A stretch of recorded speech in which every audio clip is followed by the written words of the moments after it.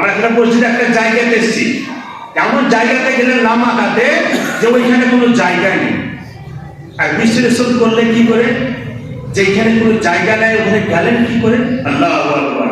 আমরা মানুষকে বলছিলাম, আর আগে কয়েকটা কথা বলেছিলাম, আল্লাহ রাসূল যখন মিরাজ থেকে আসলেন তো জিনজির হিলছে, হ্যাঁ, উজুর পানি ভর্তি আছে, বিছানা গরম আছে, আর রাসূলের দোজার সাল্লাল্লাহু আলাইহি সাল্লামের পাগড়িতে একটা গাছের টেহনি টাচ করেছিল, তো ওই টেহনিটাও ডালটাও লড়তে আছে।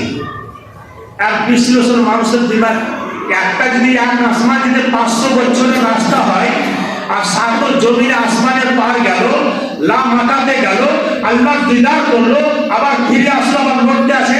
আচ্ছা, এখনকার ইঞ্জিনিয়ারের ব্রেন কাজ করবে? হ্যাঁ, কোন সাজদার ব্রেন কাজ করবে? করবে না। কিন্তু আমি একটা যুক্তি যখন দিয়ে দেবো আপনাকে, তো অটোমেটিক মসজিদের সবাই কিন্তু কাজ করবে, আপনারা বুঝতে পারবেন না। একটা বললাম না, 1 কিলো পানি তার 1 কিলো পানি দিয়ে কাটবে না, কাটবে কি? যেহেতু 1 কিলো থামার সমানোর জায়গা আছে আর জায়গা নাই, বলে আসমানের তো কোনো রাস্তা নাই, আবার নবী মুস্তাফা গেলেন কি করে, আবার আসলেন কি করে? মানুষের দিনের তো কাজ করে না। আর 500 বছরের রাস্তা, 500 বছরের রাস্তা এখন হিয়েছে কুচকোর মধ্যে দাঁড়িয়ে গেল, দেখেন হিললাম আবার দাঁড়িয়ে গেল। হ্যাঁ, আর 500 বছরের রাস্তা বলছে আবার হিলতি আছে, বলছে মৌলানার মাথা খারাপ হয়েছে, বলছে না, আমাদের ইমামে আহমদ রাজা খান ফাজিলে বেরেলভী আলাইহির রহমাতুল্লাহ জওয়ান খুব বিশ্লেষণ করে বলেছেন। এই যে আপনারা ঘড়ি দেখেন, এই যে ঘড়ি দেখেন সামনে, ঘড়িটা দেখেন, আচ্ছা ঘড়ি বা কাঁটা আছে, 12টার সময় যখন ঘড়ি গেল, আর বললাম কি ব্যাটারিটাকে টেনে দিলাম, ঘড়িটা চলবে? হ্যাঁ না বলেন সবাই, চলবে? আর যখন সেদিকে যখন ব্যাটারি টেনে দিলাম, ঘড়ি ওয়াক হয়ে গেল। বলে নবী মুস্তাফা যখন দুনিয়াতে ছিল, তো দুনিয়াকে আবহাওয়াকে আল্লাহ তাবারক ওয়া তাআলা ওই হারকাত করতে আছিল, দুনিয়া চলতে আছিল।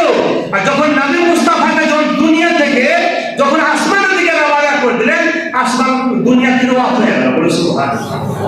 যেমন আপনার ওই ঘড়ি থেকে ব্যাটারি নিয়ে নিলাম, ঘড়ি ওয়াক হয়ে গেল, তো ওর অনুরূপ এটাকে ধরে এরকম করে রেখেছিলাম, জিনজিরে এরকম হয়ে ধরা আছে। বিছানা যেমন গরম ছিল, ওই গরম ধরা থাকলো, পানি পড়ছিল ওরকমই ধরা থাকলো। 500 বছর, 1000 বছর, 1500 বছর, যত বছর লাগলো, আল্লাহর সঙ্গে দিদার করলেন, রাসূলুল্লাহ আবার ফিরে আসলেন। আর আসার পরে যেমন, আচ্ছা তারপরে আসার পরে যখন রাসূলুল্লাহ যখন দুনিয়াতে আসলেন, ধরেন ঘড়িটাকে আবার লাগিয়ে দিলেন, তো চালু কোথায় থেকে হবে? ঘড়িটা চালু কোথায় থেকে হবে? 12টাতে ছিল, চিরটা কাটা 12টার সামনে ছিল, আমি ব্যাটারিকে কেটেছিলাম, আবার ব্যাটারিকে লাগালাম, তো চালু কোথায় থেকে হবে? 12টা থেকে চালু হবে। রাসূলের তো যখন আসলো, আবার সব লড়তে লাগলো। বলে সুবহানাল্লাহ। ব্রেন কাজ করলো, হ্যাঁ, সব অফ করে দিয়েছিল আল্লাহ তাবারক। কিছু সব স্থির হয়ে গেছিল। আবার যেমন ব্যাটারি আসলো, আল্লাহ রাসূল সাল্লাল্লাহু আলাইহি সাল্লাম নবী মুস্তাফা আখলাকে আওলাদ, আল্লাহ তাবারক ওয়া তাআলা মাখলুকের জন্য যখন দুনিয়াতে আসলো, আর আল্লাহ রাসূল যখন জিকির আজকার করলো, এটাই হলো মিলাদ। আর যখন আল্লাহ রাসূল মাখলুকের, খোদার মাখলুকের জন্য, আমাদের বান্দা বান্দির জন্য যখন, আর ইবাদত বান্দি বখশাইশের জন্য যখন আল্লাহর সঙ্গে দিদার করতে গেল, এটাই হলো মিরাজ। বলে সুবহানাল্লাহ। ওটাই হলো মিরাজ।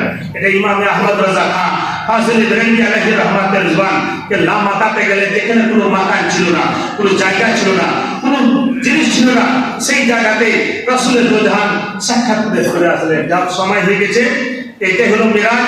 বেরাদার, এই 27 রাজাতে আল্লাহ রাসূল মিরাজে গেলেন, আর মিরাজ থেকে আবার করলেন কি 50 ওয়াক্তের নামাজ আল্লাহ তাবারক ওয়া তাআলা তোহফা দিলেন।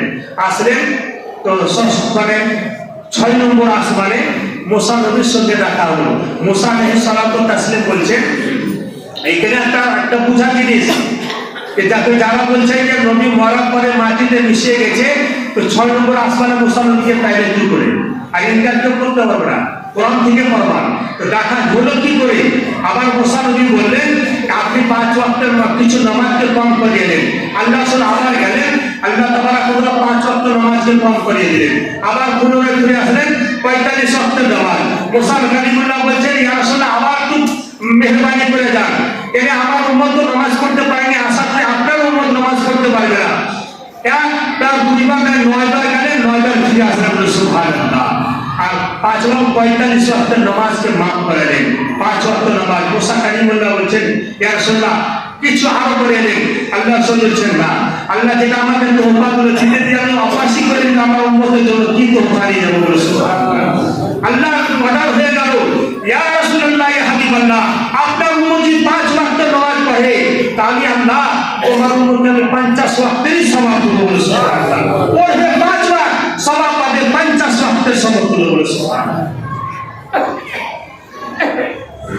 বেরাদার, এটা মুসা কালিমুল্লাহ আলা নবীনা আলাইহিস সালাতু ওয়াস তাসলিম আল্লাহ রাসূল মিরাজে যাওয়ার অনেক আগে কি করেছিলেন, ইন্তেকাল হয়েছিলেন।